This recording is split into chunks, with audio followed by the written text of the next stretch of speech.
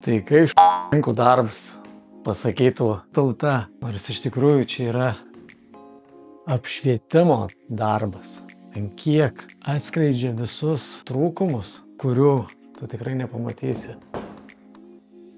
Va. Tai yra naujo modelio Edmos šviestuvas, kas su juo yra žymiai geriau, kad jungtukas jau yra apsaugotas, dėl to turi IP54 žymėjimą, galima naudoti ir lauke.